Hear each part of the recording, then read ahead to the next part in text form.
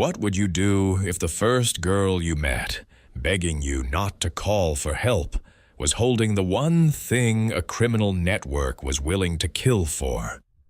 On a rain-blurred shoulder of the road, deep in the silence of the deserted outskirts of White Mesa, a struggling rancher pulls over beside a trembling tribal girl clutching an injured Arabian colt in her arms. At first, she doesn't speak a word. She simply shields the horse with her own body. But before the night is over, he will learn a truth no one was ever meant to see. The colt isn't just lost. He is the most valuable cargo in a trafficker's operation that disappeared only hours ago. And now that he has touched him, the darkness hunting her will come for him too. Stay with us, because the story you are about to hear begins as a rescue and turns into something far more dangerous. The last light of evening was fading behind the low, jagged hills when Elias Rowan turned his pickup truck onto Lone Ridge Road. The sky carried the dull sheen of wet steel, dim and heavy, clouded over with thick masses that clung to the tops of the pines like bruises. The rain had weakened into a mist, but the road remained slick with long streaks of water reflecting the faint glow of his headlights. Mud clung to the tires, dark red and sticky, each rotation sending droplets snapping against the wheel wells. Elias leaned forward, gripping the steering wheel with both hands. The heater rattled, pushing out warm air that barely kept the creeping cold from seeping through the cracks in the cab. He pulled the collar of his denim jacket higher. It had been a long day. Repairing a fence torn down by last week's storm, hauling feed he could barely afford, checking cattle that had wandered too close to the ridge. Work that never truly ended, especially when you're running a nearly bankrupt ranch with only two hands. He expected nothing more than a quiet drive home, a bowl of whatever he could scrape together, and maybe enough sleep to make the next morning bearable. Lone Ridge Road was usually empty at this hour, a lonely stretch of land where the only company was the wind threading its way through black pines. The steady rhythm of the windshield wipers cut across the glass, carving brief moments of clarity through the haze. It was a familiar rhythm, one that blended into the background of his thoughts, until something interrupted it.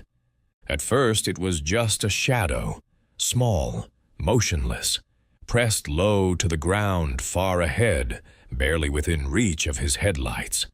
Elias frowned, leaning closer to the windshield, wiping away stray droplets with the back of his hand.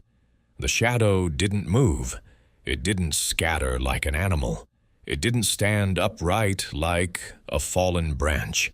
It remained perfectly still, stark against the pale puddles. He eased off the gas. As the truck rolled closer, the shadow gathered form, details assembling in the yellow wash of light. A girl and a horse. Elias's breath caught in his chest. The girl, small, maybe 19 or 20 at most, was crouched over the collapsed body of a young Arabian colt. Her back was curved, thin arms wrapped tightly around the animal's neck, as if shielding him from the cold. Her clothes were soaked through, clinging to her frame. Dark hair hung in tangled strands across her face, rainwater running down and mixing with mud. The colt trembled beneath her grip, breathing shallowly, his sides smeared with dirt and marked by long, angry scratches. Elias braked hard. For a moment, everything froze except for the low hum of the engine and the mist swirling in the headlights. "What the hell?" he muttered. He flipped on the hazard lights and pulled onto the shoulder, careful not to slide in the mud. The girl snapped her head up at the sudden brightness, eyes wide with terror. as if she had expected someone far worse than a rancher in an old pickup. Elias pushed the door open, and the cold struck his face the moment his boots hit the ground. Rain pricked his cheeks. The earth squelched beneath his steps as he approached slowly, hands raised halfway in a gesture meant to calm. "Hey," he called gently. "I'm not going to hurt you. I just want to help." The girl flinched at the sound of his voice, her fingers tightening around the Colt's neck. Up close, he could see fear flickering across her face, sharp enough to send her bolting at any second. Her lips moved, but no words came at first. Her breath stuttered into the cold air.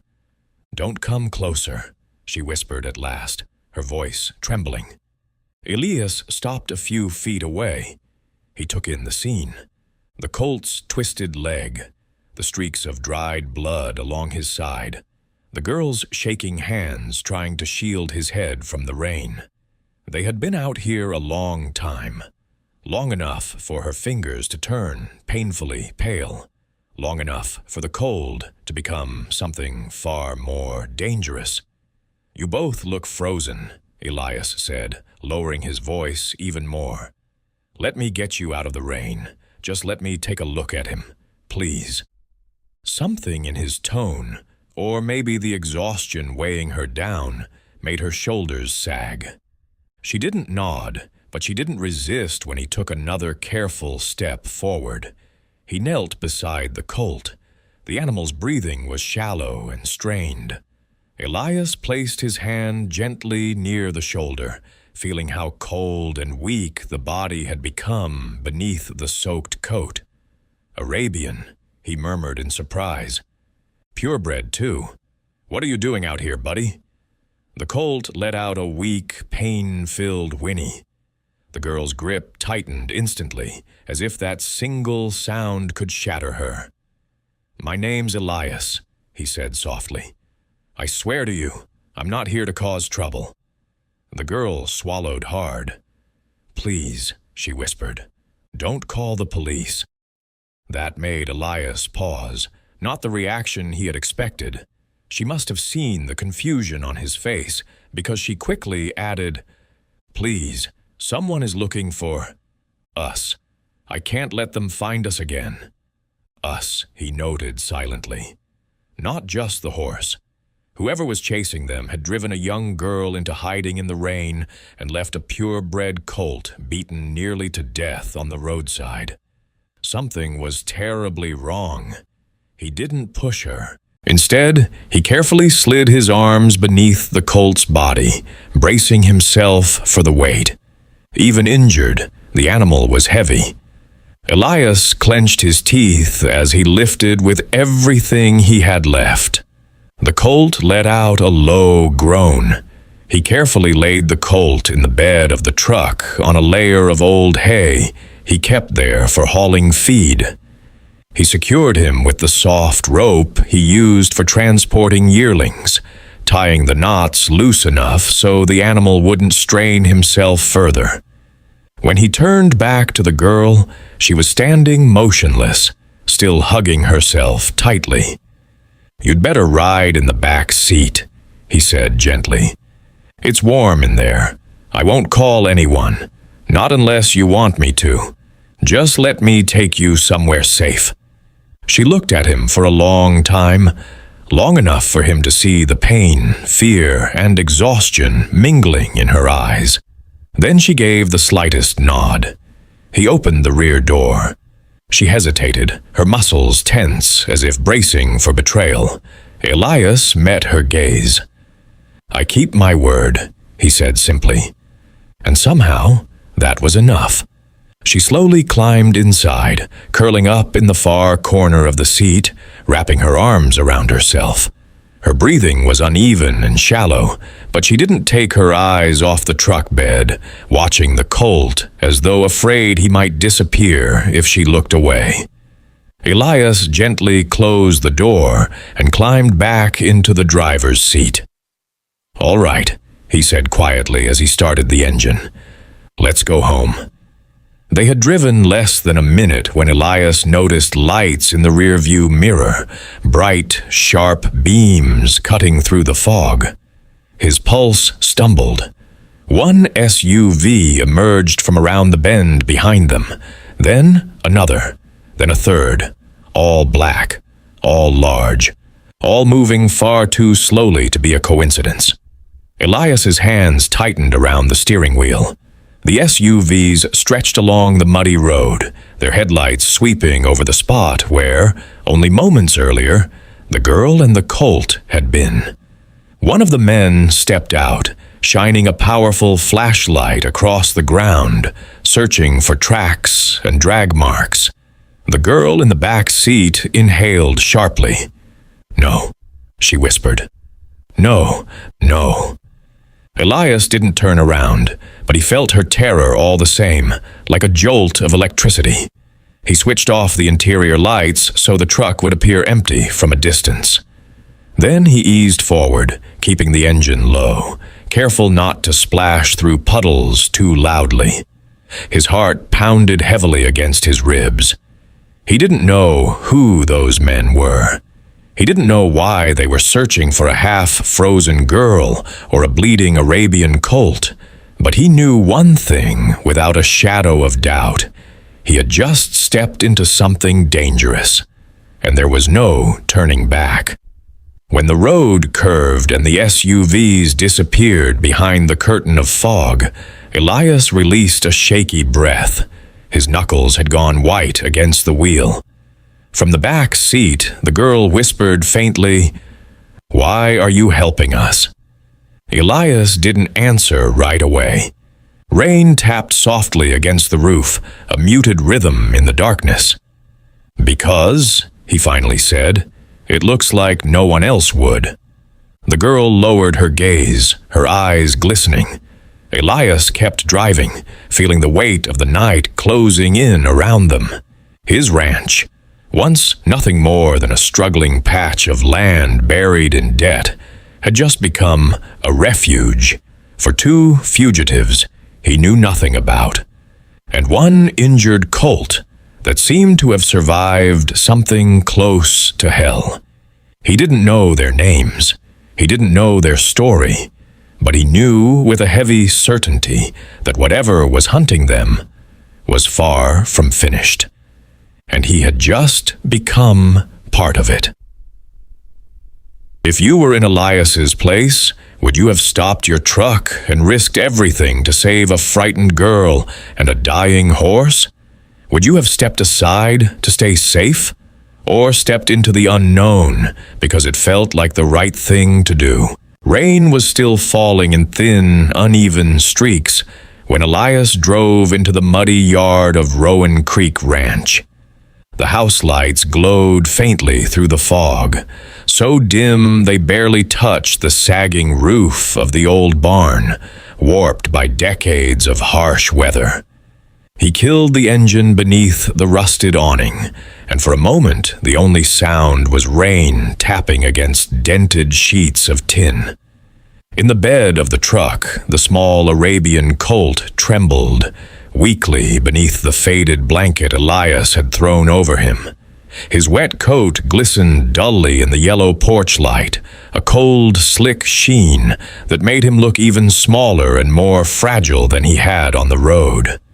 Elias lowered the tailgate, moving carefully, like a man afraid of disturbing a badly set bone.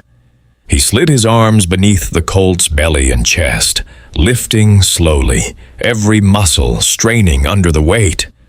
The animal groaned in pain. He carried the colt toward the barn, while the girl followed, stumbling. When her feet touched the ground, she nearly lost her balance, grabbing onto the side of the truck. She wasn't steady, not after hours of fear and cold, but her eyes were locked on the colt with sharp, unyielding instinct. Even exhaustion couldn't tear her focus away from him. She staggered after Elias as he carried the horse inside, clutching the wooden door frame with whitening fingers to keep herself upright.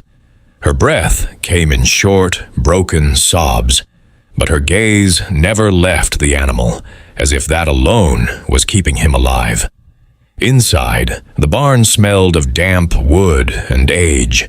Dusty hay mingled with the faint metallic scent of blood, which intensified when Elias gently laid the colt down on a bed of dry straw. He covered him with an old wool blanket and stepped back just long enough to grab a lantern from the wall. Warm light spilled across the rafters, illuminating the thin mist rising from the colt's wet coat and the dark streaks of blood hidden beneath layers of mud. "This isn't just an injury," Elias muttered under his breath. He had felt it before he understood it. Something was wrong. Wrong in a way that went far beyond a simple roadside accident. He walked to the supply shelf and grabbed a bucket, filling it with warm water from the old faucet. When he returned, Yui was still standing at the stall door, shadows pooling beneath her eyes. She hugged herself tightly, trembling, but she did not step inside. Not until Elias knelt beside the colt and began gently washing away the mud. The first layer came off easily. What lay beneath did not. Elias froze. Long, straight welts stretched across the colt's ribs, parallel lines, swollen and red. Some had split open, crusted with dried blood. He wiped again. More marks appeared, circling the young horse's body like the memory of restraints. Rope burns. Yui's breath caught, and her grip on the doorframe tightened until her knuckles turned white. Elias scooped more water and wiped again. This time he uncovered a broad patch of blistered, burned skin along the left flank. It was too clean, too deliberate, too unnatural. Not a ranch brand, not ordinary work, more like metal. Heated metal pressed into flesh. Elias swallowed. "This wasn't an accident," he murmured. Yui didn't respond. She stood frozen, fingers digging into the wood as if anchoring herself in place. Elias forced himself to keep working. He washed the mud from the colt's hind leg and carefully lifted it, only to feel the animal's weight collapse against him as the knee buckled in agony. The area was swollen nearly twice its normal size, bruised from joint to hoof. One harder blow, and the leg might have shattered. "This horse was kept somewhere confined," Elias said grimly. "Somewhere tight, somewhere cruel." The words were as much for himself as for her. Yui trembled again, not from the cold this time, but from something deeper. Fear, memory, guilt. Elias reached for the microchip scanner he kept in his equipment cabinet, the kind used by veterinarians and most breeders. He hesitated only a moment before slowly running it along the colt's neck. A sharp beep broke the silence, but the small screen didn't display a full number. It flickered, then showed a partial sequence missing several digits at the end. Elias frowned and parted the colt's damp mane. Beneath it, near the base of the neck, the skin was raw and unnaturally smooth, scraped thin, as if someone had used a blade to remove the identifying marker. Someone had deliberately erased the colt's identity. Yui closed her eyes, her entire body shuddering. Earlier that day, while eating a sandwich in town, Elias had read something on his phone, a local bulletin about valuable cargo lost during transport. A young Arabian horse taken from a container en route to a private buyer. He stared at the colt again. This was no coincidence. Before he could think further, a loud bang echoed through the barn. The metal door of the old pig shed slamming in the wind. The sound was sharp, piercing. The colt, the name Nasha would come later, jerked violently. His eyes rolled back, breath tearing from his throat in panicked gasps. He stumbled, legs shaking, scrambling toward the back of the stall, as if expecting someone to drag him inside again. Elias instinctively stepped back, not out of fear of being kicked, but because the colt's terror was so intense it felt physical. He moved to calm him, gently pulling the barn door closed. The latch clicked, just a soft click. It was enough. The colt exploded upward, slamming his head against the wooden beam overhead. The entire stall rattled. His legs slid dangerously, hooves scraping against straw as he choked and trembled. Then the generator behind the barn coughed and roared to life, an old, uneven growl that made sheets of metal vibrate. The colt froze. Then he screamed. Yui lunged forward so fast she nearly fell, grabbing the stall gate. "Don't close it," she cried, her voice breaking. "Don't make that sound. He thinks they're here again." Elias stared at the frantic animal, shaking violently in the corner, eyes wide and unblinking. The sound didn't just scare him. It triggered something, a memory, trauma carved into bone. This was not an ordinary horse. This was a survivor, a victim. Elias's stomach tightened. 3 SUVs in the woods, a girl begging him not to call the police, a Colt with a partially erased microchip, a violent reaction to metal engines and enclosed spaces. This wasn't random.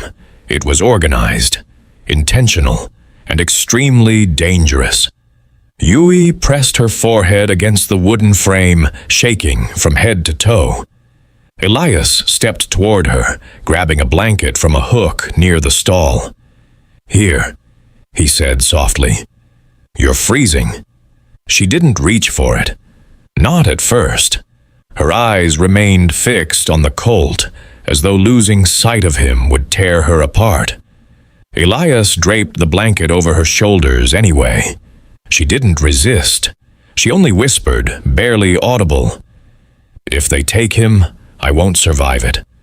He didn't know what that meant. Not yet. But he felt the truth in it. A moment later, as he carefully pressed along the swollen joint of the colt's leg, checking circulation, the animal let out a choked whimper, a sound so raw and filled with pain it sliced through the air. Yui gasped, and then she broke. She dropped to her knees beside him, her cold hands trembling uncontrollably. Tears streamed freely down her cheeks as she gently pressed her forehead against the animal's jaw. "I tried," she sobbed. "I tried to stop them. I tried to save him. My father. He sold him. He sold him to them. I couldn't let them take him. I couldn't." Her voice shattered into pieces, each word thinner than the last. Elias felt the floor tilt beneath him. Her father. Sold. Sold the horse. To whom? The answer hit him like a wave of ice. He crouched beside her, not touching her, but close enough to show he wasn't stepping away. "Tell me," he said quietly. "Tell me what happened." Yui wiped her face with a shaking hand, drew in a breath, and the story spilled out. Her father had debts, deep ones, the kind owed to people who neither forgive nor forget. To repay them, he agreed to hand over a valuable young Arabian colt. But the deal hadn't been clean. The buyers weren't buyers at all. They were traffickers. Yui had followed her father into the forest on the night of the exchange, hiding among the trees as dozens of horses were driven into metal containers with electric prods. She had seen Nasha screaming, thrashing, slamming against the walls as they tied him, and she had watched the doors slam shut. "Then the truck hit something," she whispered. "It jolted hard. The latch must have loosened. I opened it and grabbed Nasha. We rolled off the road. We kept rolling and rolling until everything went black." She looked up at Elias, her eyes swollen and red. "When I woke up, he was still breathing, so I walked. I didn't stop, not until you found us." Her voice faltered on the last word. Elias leaned back on his heels, stunned by the brutal simplicity of it. A girl running for her life, a horse barely clinging to his, a trafficking operation sophisticated enough to move animals, maybe even people, through the forest without anyone knowing. It was bigger than he wanted to imagine. He looked again at the Colt. Nasha lay trembling beneath the dim lantern light, his breath rising in thin mist in the cold air. He wasn't just an injured animal. He was evidence. Evidence someone would kill to erase. Elias stared at Yui, at her shaking frame. Then at the Colt who had survived against all odds. And for the first time that night, a fear deeper than anything he had felt on Lone Ridge Road settled into his bones. "Who did I bring into my home?" he whispered. But another thought rose quietly beside it. And what would have happened to them if I hadn't stopped? He glanced at the dark window, half expecting headlights to pierce through the rain. Because whoever those men were, they weren't finished. Not even close. Night fully settled in. The rain that had soaked the earth for hours finally stopped, leaving behind a thick, unmoving fog drifting through the pines like pale smoke. Elias kept the lantern low as he worked, wrapping a fresh bandage around the young Arabian's injured leg. Nasha lay calmer now, though his breathing still fluttered with anxiety whenever the wind rattled the barn walls. "It's all right," Elias murmured, smoothing the Colt's damp coat with careful strokes. The lantern light caught the faint sheen of healing skin beneath the blanket. "You just need rest. You've been through hell." Yui watched from the stall doorway. She held a mug of hot tea in both hands, more for warmth than for drinking, and her eyes never left the Colt. Exhaustion clung to her like a second skin, but the fear in her expression had not faded since the moment Elias found them on the roadside. She took a small sip to steady the trembling in her fingers. That was when they heard it, a slow, deliberate crunch of gravel. At first, Elias thought he imagined it. Wind could make strange noises across an open yard, especially when fog pressed in from all sides.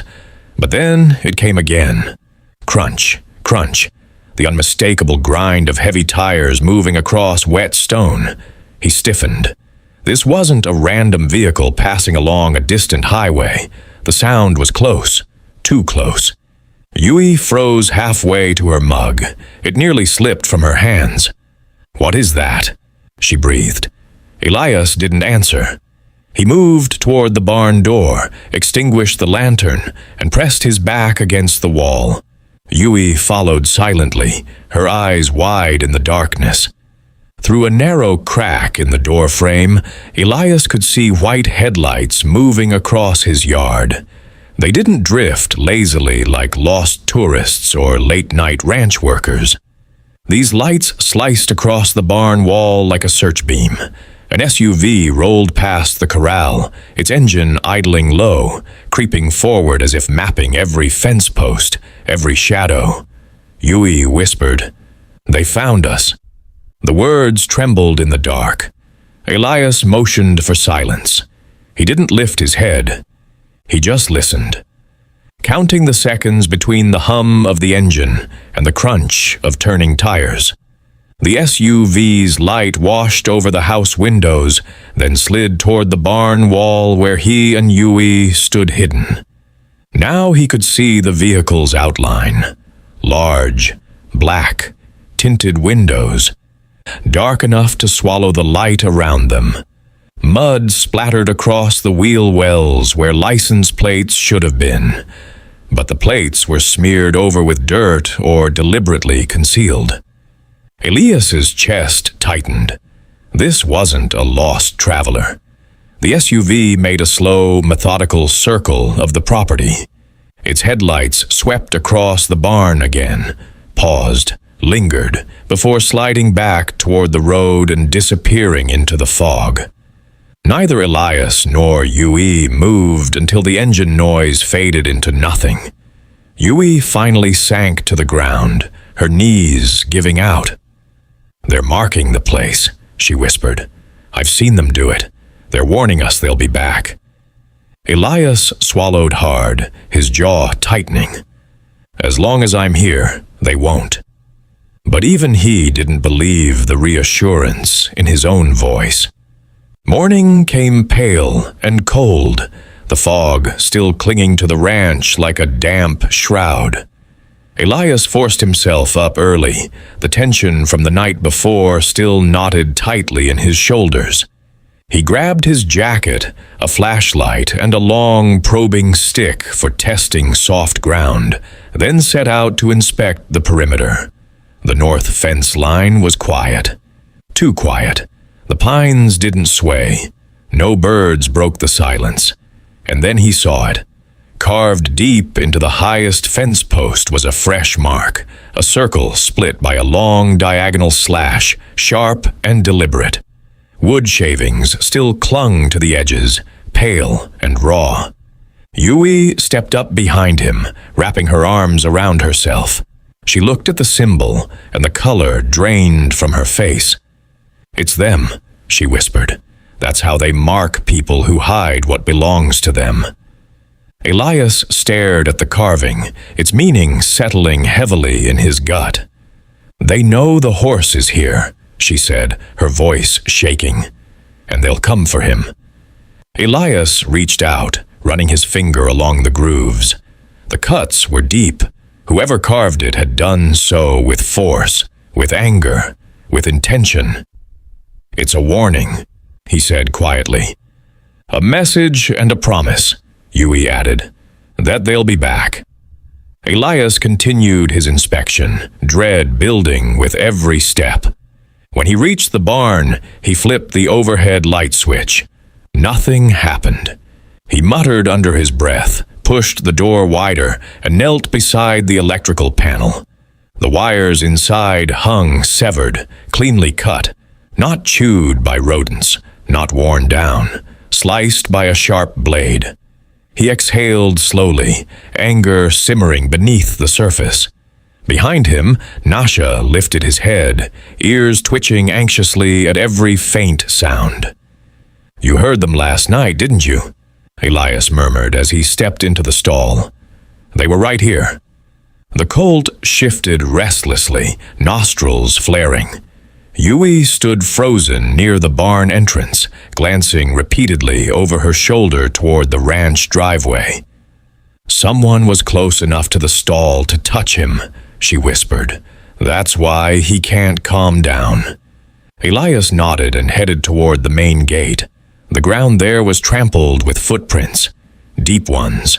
Not one person, not two, at least 4 different patterns. Boots, sneakers, heavy work shoes, a mix of people used to rough terrain. And beyond that, near the ditch, 2 long parallel ruts cut through the mud where tires had spun. SUV tires. They had parked there, circled the perimeter, stood near the barn, watching. A cold surge of fury rose inside him. He forced himself to breathe slowly. Think clearly. This wasn't random. This wasn't just a warning anymore. It was surveillance. When he trudged back toward the house, something on the front door caught his attention. A sheet of paper nailed directly into the wood. The edges curled slightly in the damp morning air. The nail had been driven in just enough to make sure he would see it. Elias pulled it free, dried mud crumbling beneath his fingers. The message had been carved into the paper with something sharp, rushed but hard. "Return what isn't yours." A long diagonal slash crossed the bottom of the message, matching the symbol carved into the fence. Yui stepped back the moment she saw it, her breathing uneven. "That's the same phrase," she said, choking on the words. "They used it with my father, every time he was late on a payment." Elias slowly folded the paper, rage tightening every muscle in his body. This isn't a bluff. He pulled out his phone. We're calling the sheriff. Yui shook her head fiercely. No, if the sheriff is connected to Knox, we're dead. But Elias had already dialed. Deputy Hale arrived 20 minutes later in his patrol SUV. He stepped out, adjusting his hat, squinting into the fog as if the cold irritated him. Elias met him halfway across the yard, handing over the folded note without hesitation. Hale read it and exhaled through his nose. The uncertainty in his expression hardened. Could be a prank, he muttered. Teenagers. Elias looked at him steadily. You think teenagers cut electrical wires, leave 5 sets of tracks at my gate, and drive black SUVs with covered plates? Hale shifted his weight, eyes sliding toward the ridge. Look, Elias, people who poke around Knox's ranch tend to find trouble they didn't need. What if Knox is behind this? Hale didn't answer. His jaw worked as if chewing words he wanted to avoid. He cast a cautious glance at Yui, who stood a few feet behind Elias, mostly shielded by his shoulder. And what about her? Hale asked quietly. Is she mixed up in something? Elias answered without hesitation. She's under my protection. Hale frowned. Elias, you need to be careful. Knox has friends in the sheriff's office, on the council. People don't cross him for nothing. So you're not filing a report? Elias pressed. I'll make a note, Hale replied, his voice caught somewhere between honesty and fear. But my advice? Don't stir this up. Let it cool down. Elias stared at him in cold disbelief. Cool down? They were on my land last night. Hale closed his notebook slowly, clearly eager to leave. Just keep your head down. Don't go looking for trouble. Then he climbed back into his SUV and drove away, gravel crunching beneath the tires like a fading echo. Yui broke the silence first. I told you. Elias didn't argue. He had seen the fear in Hale's eyes, and the direction of that fear told him exactly who held influence in the sheriff's office. Knox. Which meant they were truly on their own. Yui turned away from the driveway, pressing her fingertips to her temples as panic tightened in her chest. I need to leave, she whispered. If I stay, you'll be dragged into this. They'll kill you to get him back. She took 2 unsteady steps toward the yard before her knees buckled halfway there, and she grabbed the fence rail for support. Elias was beside her instantly, catching her before she fell. You're not going anywhere. You don't understand. No, I understand perfectly. His voice remained calm but unyielding. If you leave now, they'll take you, and finish what they started with that horse. Yui's breath hitched, tears welled. I don't want to put you in danger, she whispered. It's not you, Elias said. It's them. And for the first time, she didn't argue. After settling her inside with a hot drink, Elias went back out with a flashlight in one hand and a worn notebook in the other. He walked the perimeter again, slower this time, documenting everything. The position of each footprint, the depth of the tire tracks, the fresh scratch along the barn door. He photographed it all on his phone, marking locations with quick sketches and angles. He returned to the road and followed the faint impressions where the black SUVs had driven through the mud the previous night. When another pickup passed along the distant road, Elias crouched low, comparing tread width and pattern with the tracks he had found. Not the same tread, not the same spacing, not the same vehicles. He moved along the fence line until the fog swallowed the yard behind him. When he glanced back at the house, he saw Yui standing at the porch window. Her hands pressed against the glass, her silhouette tense, but unwilling to turn away. She wasn't just afraid of those men. She was afraid of letting someone else fight them alone. Elias continued down the road, noting every unfamiliar vehicle he had seen in recent weeks. Old ranch trucks that didn't belong to any nearby property. Hunters who never registered with wildlife control. Cars that arrived at strange hours and left just as quickly. Patterns began to emerge. The tire tracks matched. The boot prints aligned with known workers from Knox's ranch. The pieces were forming a picture. A dark one. By the time Elias returned, the sky had dimmed again, shadows stretching across the property like fingers. He opened the door slowly. Inside, the house was quiet. Yui sat curled in the far corner of the living room, wrapped in a blanket. Her eyes lifted when she heard his footsteps on the floor. From the barn, Nasha let out a soft, pained snort, half pain, half instinctive fear. Elias paused in the doorway and looked once more over his land. Something was watching them. Something was waiting. And as night fully settled in, he felt it with bone-deep certainty. This wasn't over. Not even close. Morning broke cold and pale over Rowan Creek Ranch. A thin shaft of sunlight slipped through the cracked boards of the old barn, painting dusty golden lines across the straw-covered floor. Elias stood beside Nasha with a curry comb in hand, carefully working through the colt's tangled mane. It was slow work. The horse still flinched at sudden movements. But Elias had learned to move with patience, letting silence soothe where words could not. "You're feeling a little better today," he murmured, brushing down the young Arabian's neck. "Let's see if we can keep your coat from matting." He dug his fingers deeper into the thick mane, gently loosening the knots where dirt and dried sweat had clumped the hair together. The barn was quiet, only the rhythmic stroke of the brush and the colt's occasional sighs. Then Elias felt something hard catch against his knuckle. He frowned. It wasn't dirt, not burrs. Something small was wedged deep at the roots of the mane. "Easy, boy," he whispered. He carefully parted the hair.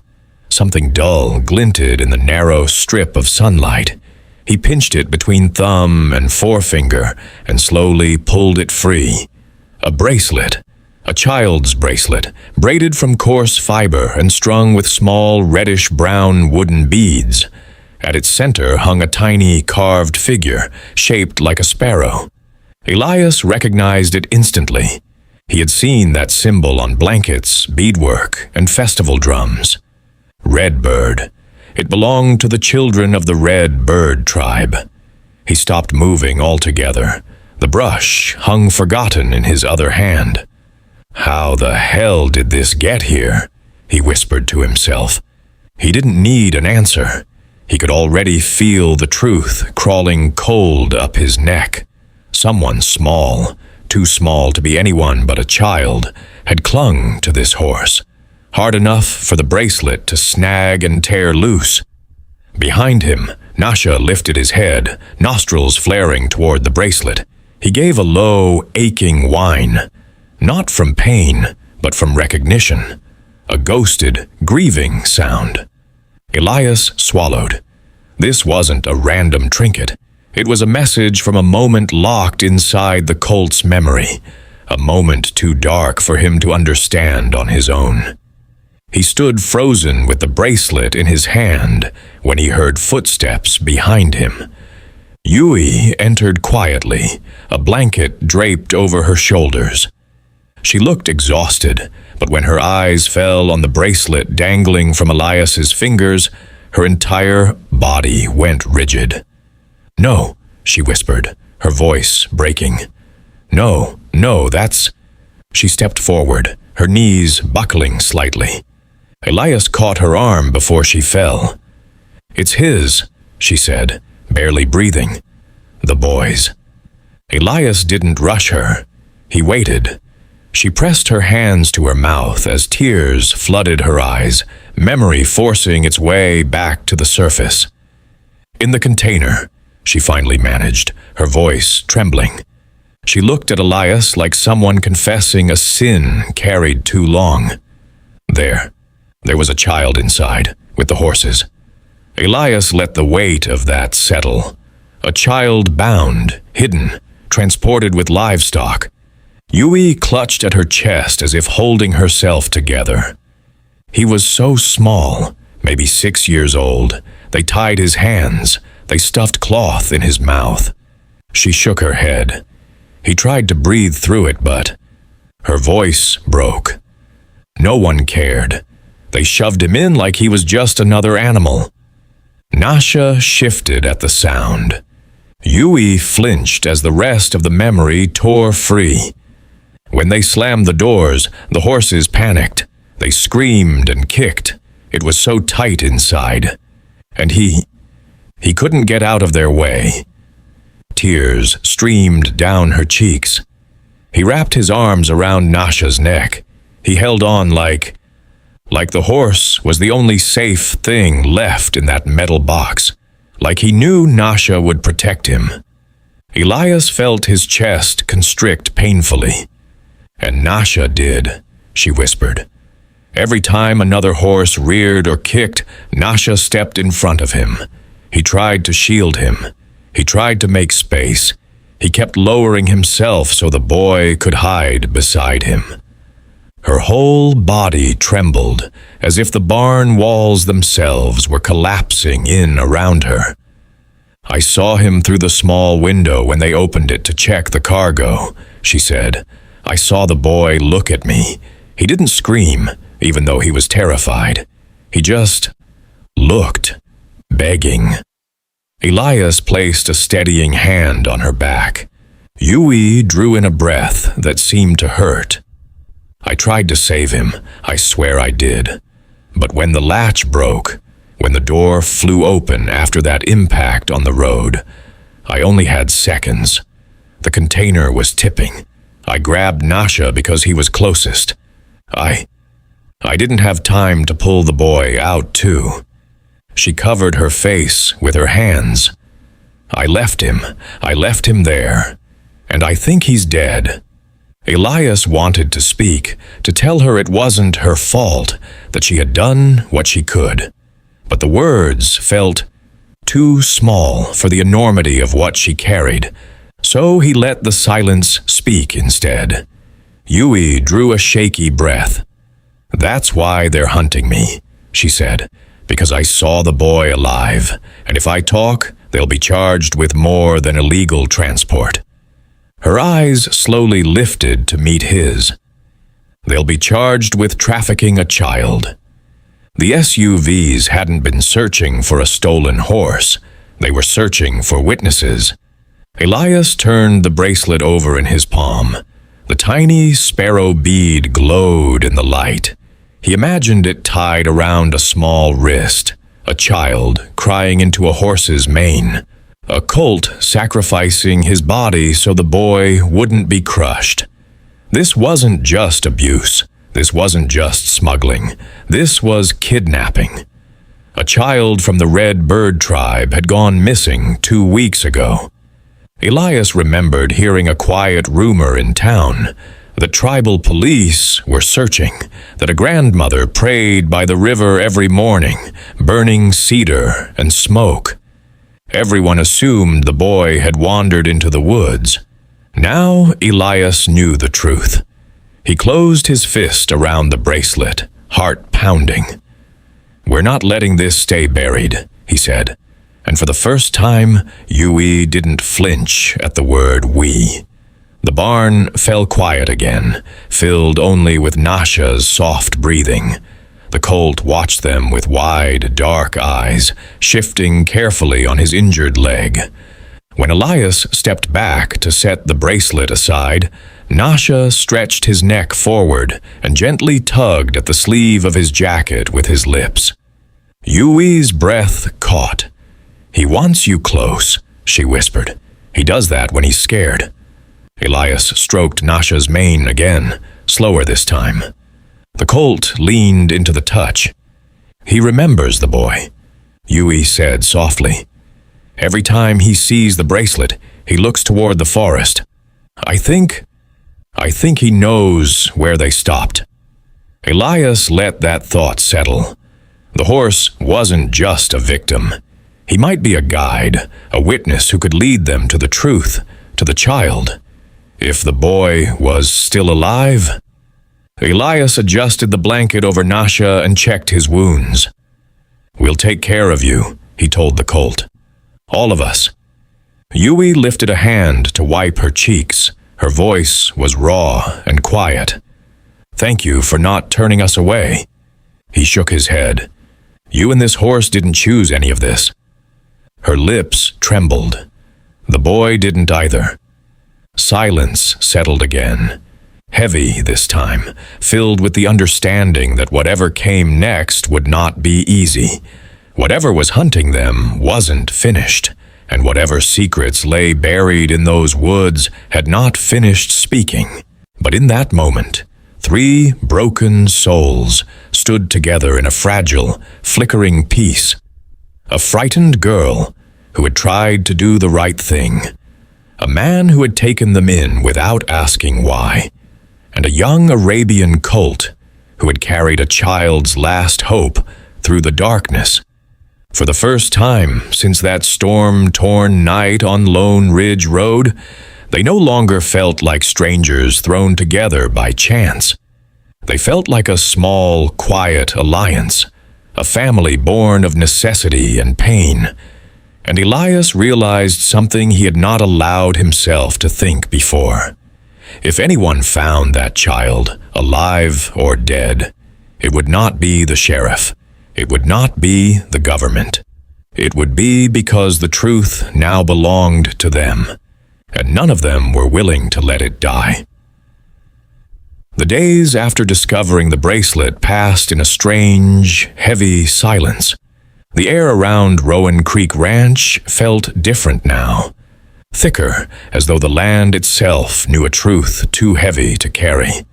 Elias cared for Nasha tirelessly, and the colt slowly, stubbornly began to recover.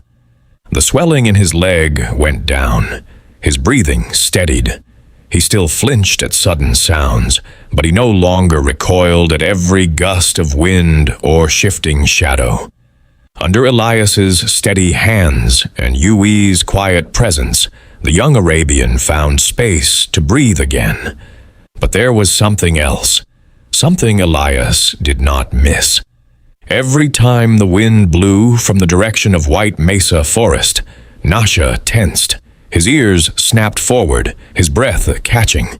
His muscles trembled in small, involuntary waves. Sometimes he struck the ground with his good hoof.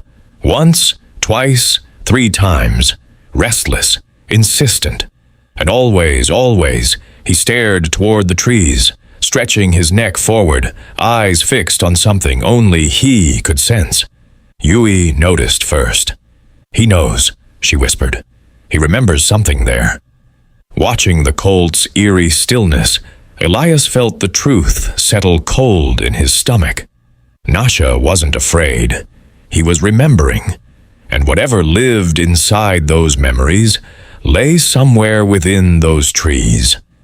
That morning, when Elias slid back the stall bolt, Nasha limped out, not aimlessly, but with purpose. He stopped at the edge of the paddock, head sharply turned toward the dark line of forest beyond the pasture. "He wants us to follow him," Yui murmured. This time, Elias didn't dismiss it. Not after what they had already seen, not after the bracelet, not after Hale's refusal to help, and not after the SUVs that had circled his ranch like vultures the night before. If the Colt could lead them to something, to anything. Elias prepared carefully and quickly. A flashlight, his old pocket knife, a coiled rope, a fully charged phone, and the worn topographic map of the White Mesa territory he had inherited from his father. Yui packed water, extra blankets, and slipped the small wooden beaded bracelet into her jacket pocket, close to her heart. "Are you sure you're ready for this?" Elias asked. Yui didn't hesitate. That child deserves someone to look for him. That was enough. They stepped out of the barn, and Nasha began walking, slowly, limping, but firmly holding his direction toward the edge of the forest. The boundary between ranch and woods was abrupt, open pasture giving way to towering pines, their branches woven overhead like dark ribs. White Mesa had always looked imposing, but this time Elias felt as if he were crossing the threshold into the mouth of something alive. Then, from somewhere deep among the trees, came a metallic sound, a distant clang of metal against metal. Nasha jolted violently. His whole body trembled, eyes wide with remembered terror. He stumbled back a step. The color drained from Yui's face. "That's the sound," she whispered. "That's exactly how the container sounded." Elias met her gaze, fear and resolve evenly matched. "We're going," he said. They moved deeper into the forest. Within minutes, Elias saw them, deep, wide ruts in the earth, half filled with rainwater but unmistakably fresh. Tire tracks, large trucks. He crouched low, pressing his fingertips into one of the impressions. The soil around it was still soft, recently disturbed, within the last 24 hours, maybe less. "These wheels carried weight," Elias muttered. "Something heavy." Yui knelt beside him and pointed to a crushed strip of brush along the outer edge of the rut. "Branches are snapped," she said, like a big truck forced its way through. They followed the path as the tracks curved between two massive pines. There, tangled in a fallen log, Yui found a short piece of black plastic cord, thin, frayed, and caked with dirt. She picked it up with shaking hands. This is the same kind they used to tie the boy's wrists." Elias carefully took the cord from her. It was only a few inches long, but it felt heavier than iron in his palm. "Let's keep moving," he said quietly. "We're close." The deeper they went, the more the forest changed. The trees thinned, opening into a clearing. The ground flattened into a stretch of bare earth, trampled by hooves and heavy machinery. What lay before them looked like the remains of a temporary camp, rough, hastily built, designed by people who had intended to leave no trace. Except they had. Elias scanned the clearing and saw it all at once. A row of crude wooden pens nailed together from cheap planks. Rope burns carved deep into the beams, splintering the wood. Claw and hoof marks raked along the walls. The smell. Old fear soaked into the boards. "A holding pen," Elias muttered under his breath. "God." Yui stepped into the nearest enclosure. Her fingers brushed over the splintered gouges carved by panicked animals fighting for space. The marks were frantic, desperate. "This is where they kept the horses," she whispered. "All of them, before loading." "How many do you think they crammed in here?" "Too many," she replied softly. Behind the pens, something thin and dirt-caked caught Yui's eye. She knelt and lifted it. A rope, but not a standard lid rope. Smaller, shorter, thin enough for a child. The strip was still dirty, tiny threads of torn fabric clinging to it. Yui's breath caught. This is what they tied his hands with." Elias placed a steadying hand on her shoulder. She pressed the piece of rope to her chest, staring into a place he could not see. A few steps away, Elias found something else. A metal frame, half disassembled, rusted and stained with old brown patches. An improvised slaughter rack. The tools left nearby confirmed his fear. Sharp hooks, discarded knives, a tarp stiff with dried fluids. Yui pressed her knuckles to her mouth in horror. They butchered the horses that were too injured to sell. A coldness spread through Elias.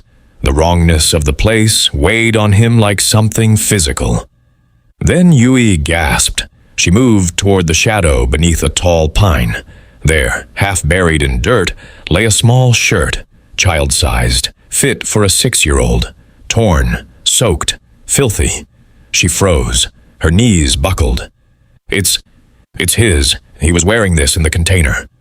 She tried to lift it, but her hands shook too violently.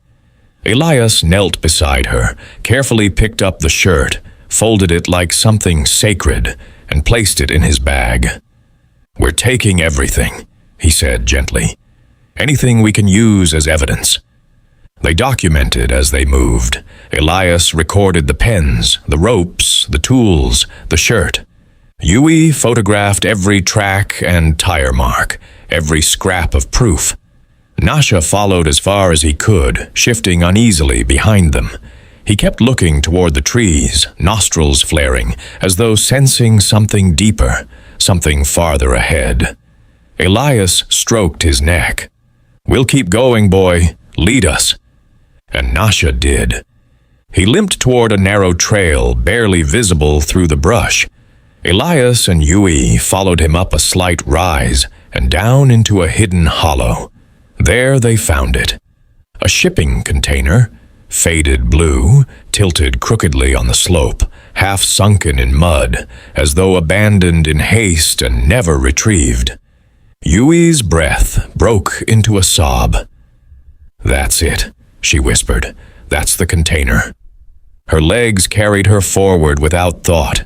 She reached the lower right corner and touched a long, jagged dent in the metal. This dent. "It happened when the latch loosened," she said, her voice shaking. "That's how the door opened just enough for me to pull Nasha out." Her fingers traced the scratch running along the panel. Elias pulled out his flashlight and stepped inside the container. The air within was stale, thick with the smell of old metal and something else. Fear preserved in the cold. He swept the beam across the interior, hoof marks gouged into the steel floor, smears of dried blood, rusted ventilation slits bent outward from the frantic blows of panicking horses, and halfway up the left wall, a tiny handprint, child-sized, outlined in dirt, sweat, and desperation. Elias didn't breathe for several seconds. He stared at the handprint as if it were reaching toward him through time. When he stepped back out of the container, his face was pale. "It was here," he said quietly. "This is where they kept him." Yui wrapped her arms around herself, trembling beneath the weight of the truth. Elias bent near the door and picked up a piece of black plastic with a partially worn logo. He wiped away the dirt. "A transport company," he said grimly.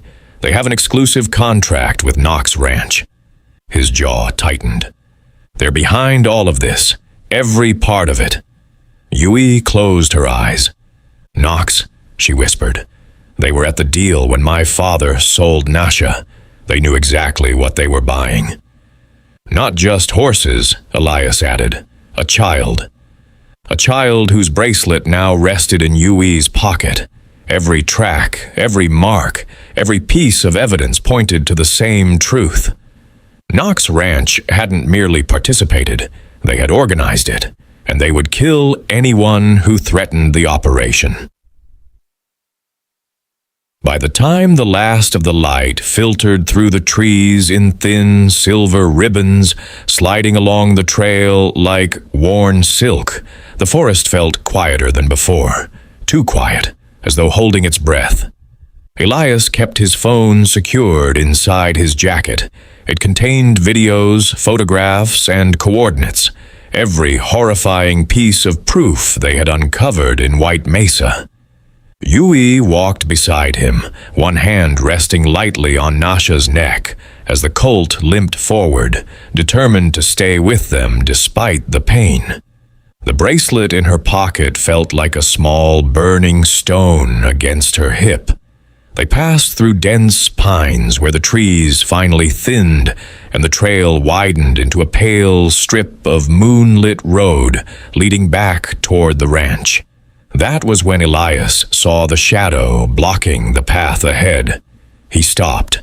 A tall figure stood in the center of the trail, arms hanging loosely at his sides. Moonlight caught the outline of his shoulders and the hard line of his jaw.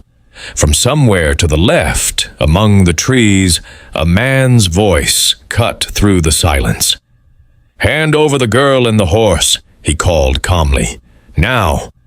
Elias's grip on Yui tightened. She froze, her heart hammering. Two more figures stepped out of the brush, flashlights snapping on, blinding white beams striking directly into their faces. Behind them, crouched on the trail like a waiting beast, a black SUV, idled with headlights blazing, trapping Elias and Yui inside a tunnel of harsh light. As Elias's vision adjusted, he realized there were more of them. 5 men, all armed, steel batons, electric cattle prods, and something that looked like a handgun holstered at one man's hip, barely concealed. They had been waiting. The man in front stepped closer, his face now visible in the glare. Clean-shaven, mid-40s, carrying the controlled stillness of someone used to giving orders. His eyes moved over Nasha, over Yui, and finally settled on Elias. "The girl talks too much," he said in a voice almost bored. "The horse is merchandise. We're taking it back." Yui stepped backward, trembling. The word merchandise twisted her stomach. "Not happening," Elias said, shifting slightly so his body shielded her more fully. One of the men jerked his chin toward Elias's chest. "And the phone," he added. "In your jacket. Hand it over." The thin buzz of an activated stun prod sliced through the quiet. Yui heard another remark tossed casually into the air. "Boss wants the girl alive," one man said. "He wants to hear her story before we end it." Her blood turned to ice. Alive, not because they cared whether she lived, but because her voice, her memory, were evidence they needed to control before erasing her completely. Elias widened his stance slightly. "Don't make this harder," the lead man said. "One body tonight is enough." The way he said it made things clear. They fully intended to leave someone bleeding on that trail. Maybe the horse, maybe Elias, maybe both. The man closest to them stepped forward, raising his baton. He didn't get far. From the shadows beside the trail came a sharp, raw whinny that tore through the air.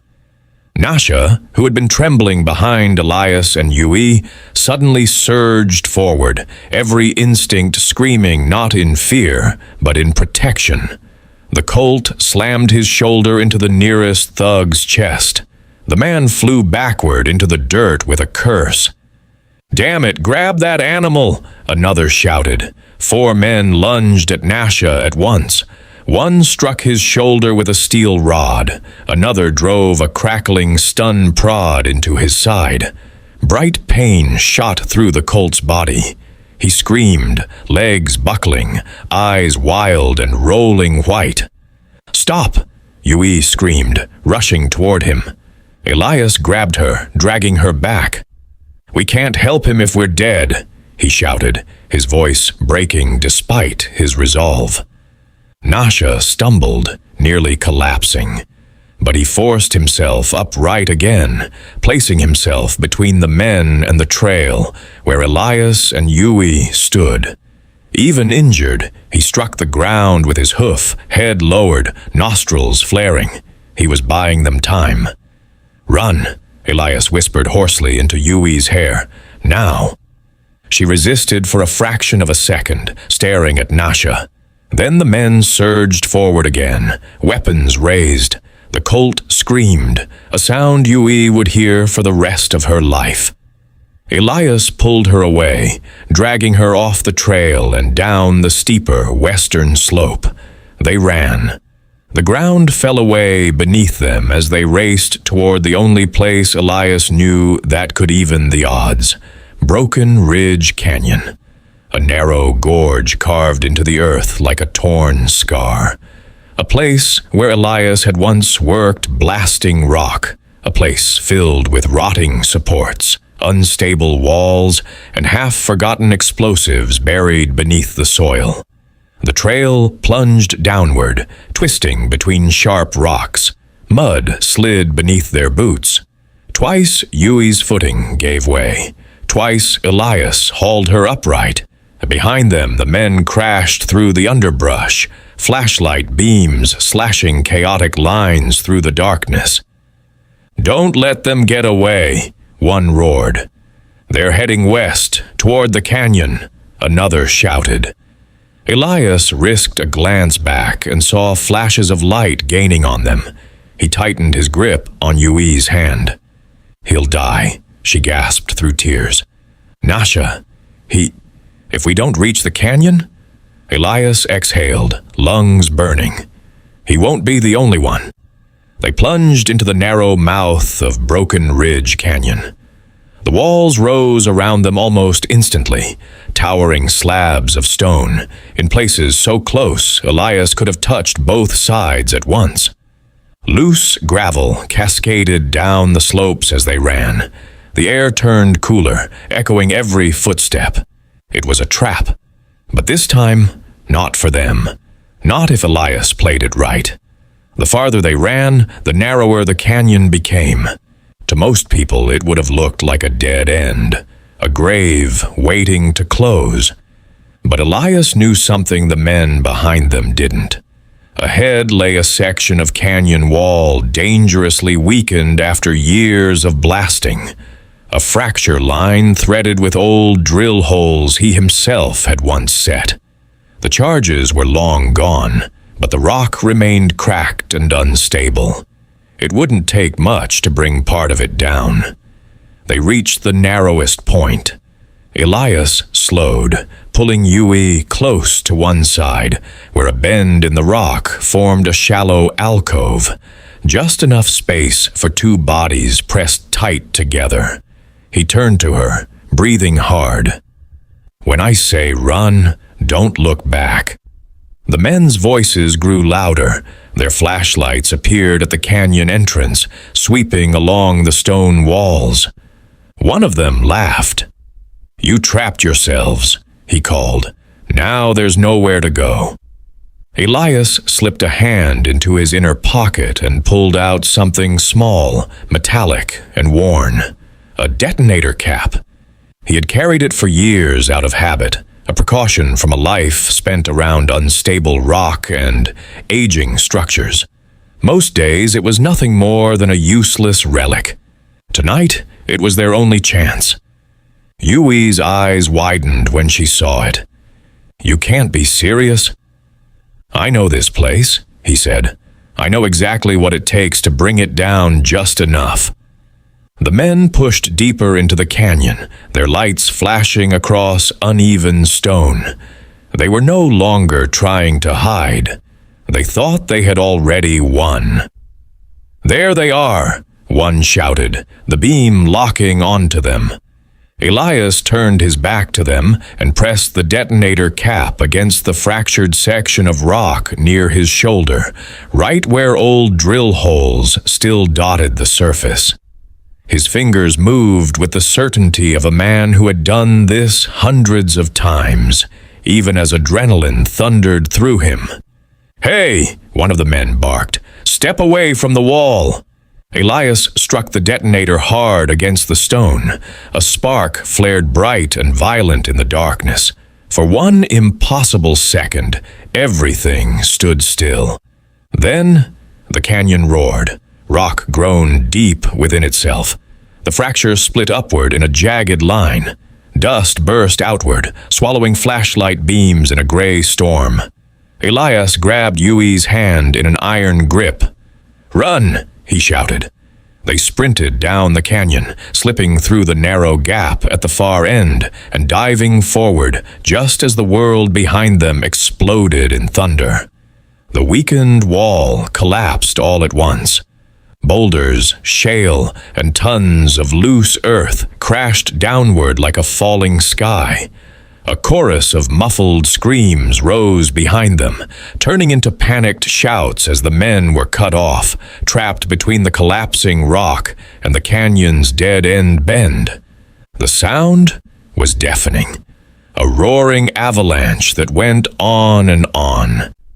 And then, suddenly, silence. Elias lay on his side, gasping for breath, his arms still wrapped around Yui's shoulders. Dust hung in the air like a heavy veil. His ears rang. Yui coughed, brushing grit from her eyelashes. Did you kill them?"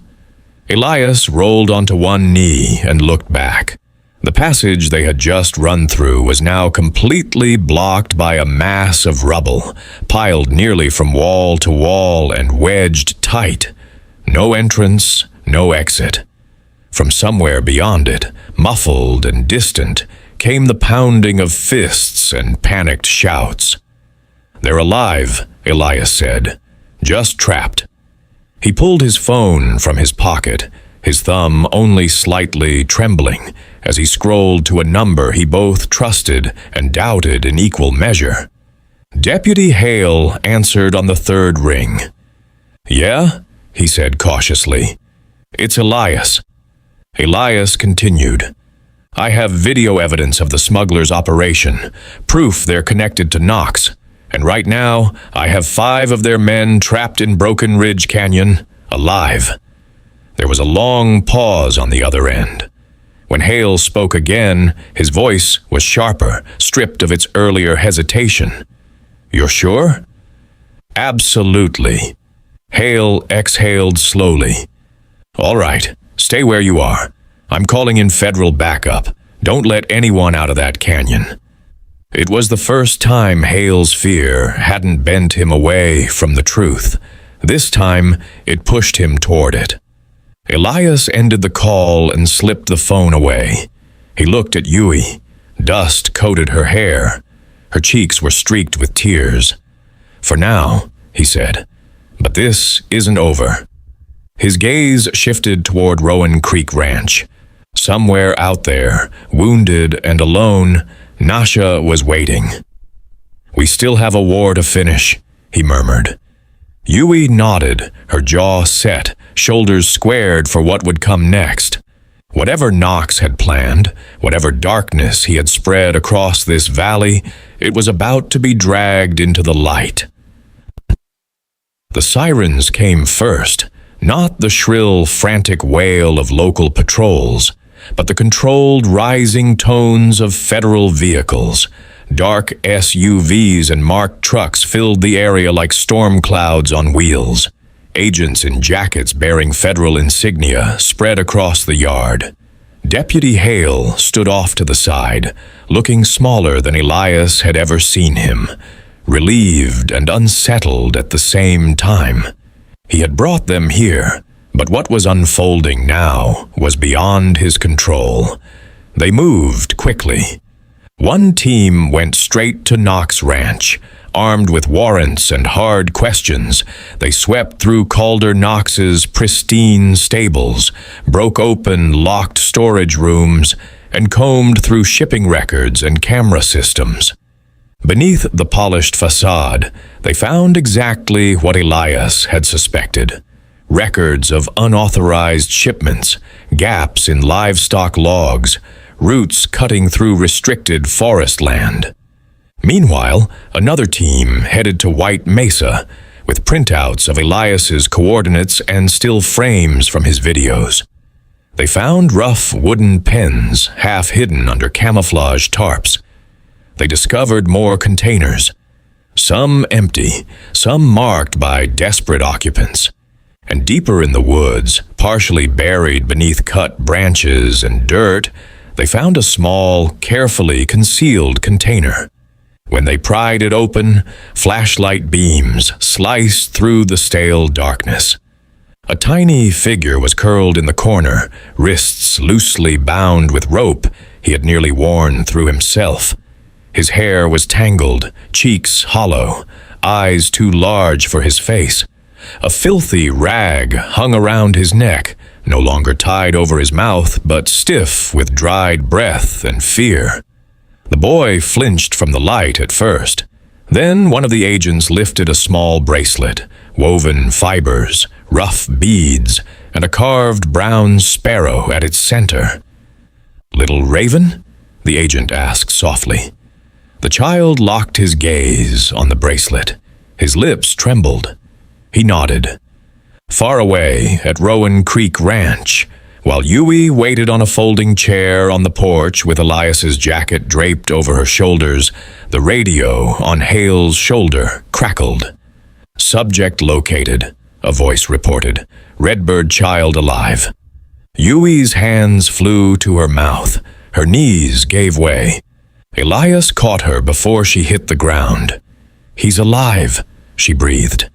"He really—" Hale's expression softened. For the first time, there was no evasion in it. They found him.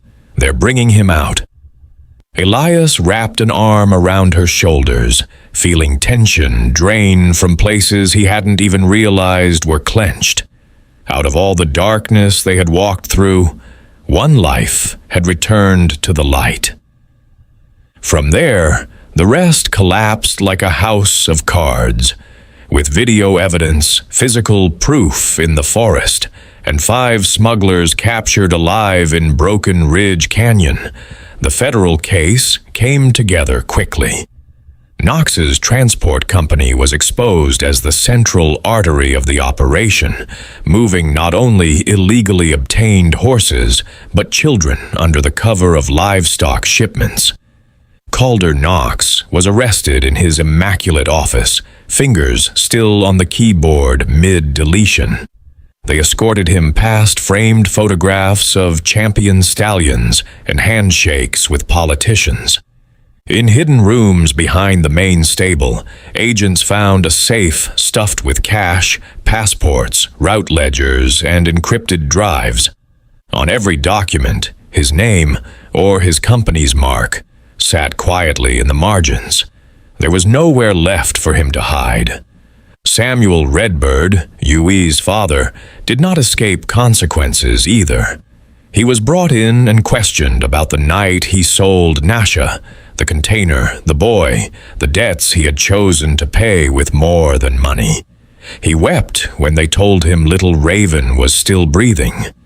He tore at his hair and begged to see the child. But the damage had already carved itself into the bones of his community.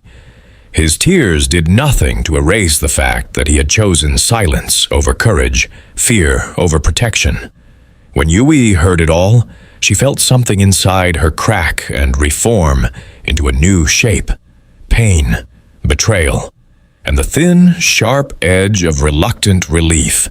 He had not killed the boy with his own hands, but he had pushed him into the cage, and some mistakes can never be fully undone.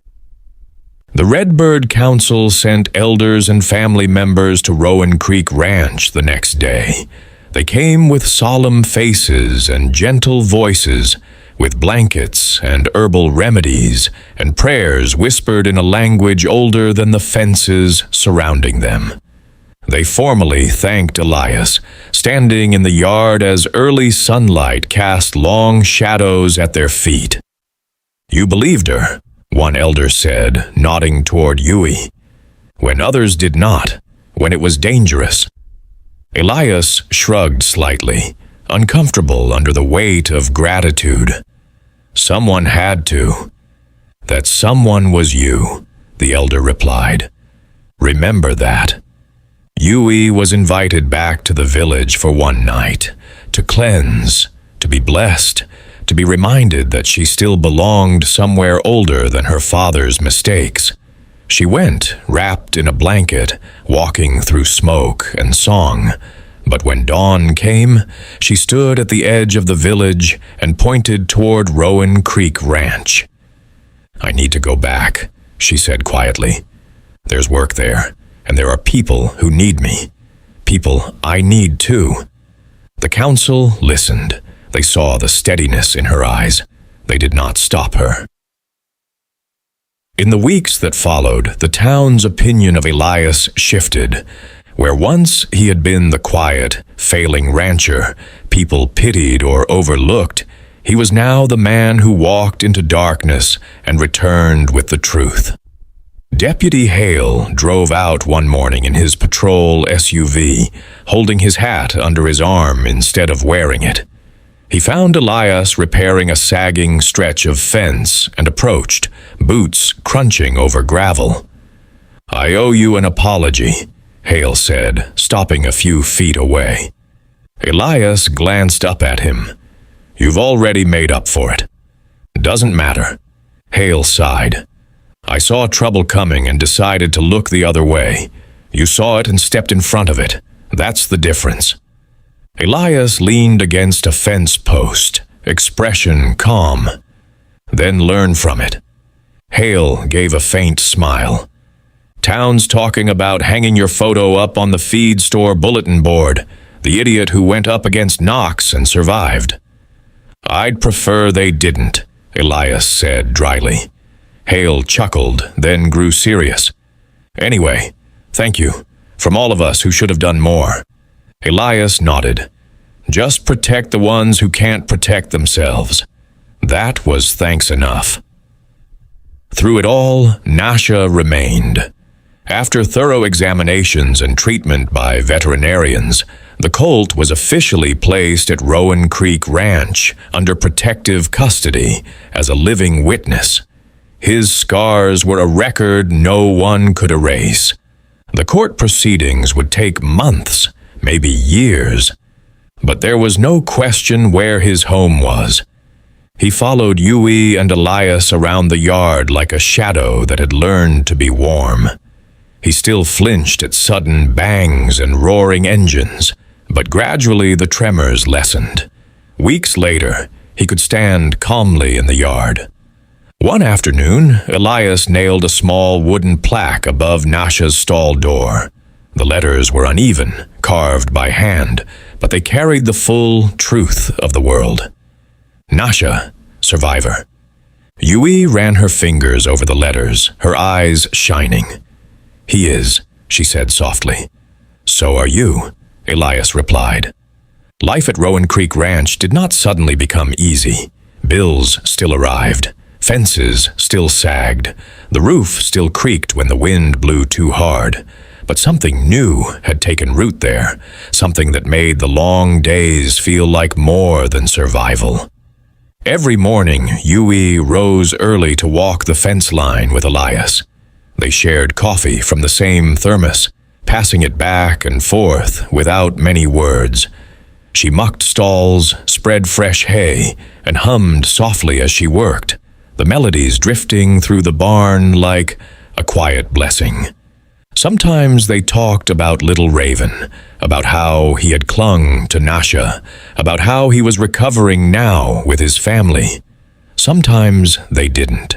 Sometimes sharing the same silence was enough. Elias found himself listening for the sound of her footsteps outside his door. He found himself asking her opinion when planning repairs on the old barn roof. To his quiet surprise, his home no longer felt like a place he was waiting to lose. It felt like a place someone else had chosen. Rowan Creek began to heal, slowly. Elias replaced rotted boards in the barn one at a time. Yui swept away years of dust and cobwebs. Nasha watched them, his head hanging over the stall door, ears twitching curiously at every hammer strike. In the evenings, Yui sometimes stood beside Nasha and pressed her forehead against his. Elias would pause in his work and watch the two of them silhouetted against the sunset, orange light painting them in gentle fire. They didn't say what all of them knew, that without that horse, none of them would be here. Not the boy, not Yui, not Elias, not the man he had become. One late afternoon, the sky burned red and gold as the sun dipped behind the hills. Elias and Yui worked side by side, setting a new fence post into the ground, dirt clinging to their boots. Sweat glistened at his temples. A strand of hair stuck to her cheek. They exchanged a tired, satisfied smile. Behind them, Nasha stood in the open barn doorway, framed by the warm glow of the setting light. His head was raised, ears forward, watching them with almost human clarity. His eyes were calm now, deeply knowing. For a moment, it seemed he understood everything, who he had been, and the fragile thread that had pulled them all from the dark. "The girl who didn't give up," she said softly. Elias leaned on the fence post, looking from her to the Colt. "We won't," he answered, "because in the end, it was simple. Nasha, the survivor, had been the first fragile thread, the one who led them to the truth, the one who led them home. And now, in the quiet evening light, as the barn slowly healed and 3 wounded hearts still beat on, that thread had become something else, a beginning. Thank you for staying with us until the very end and sharing this journey. If this story moved you, inspired you, or lingered in your thoughts, please subscribe to the channel and join our community.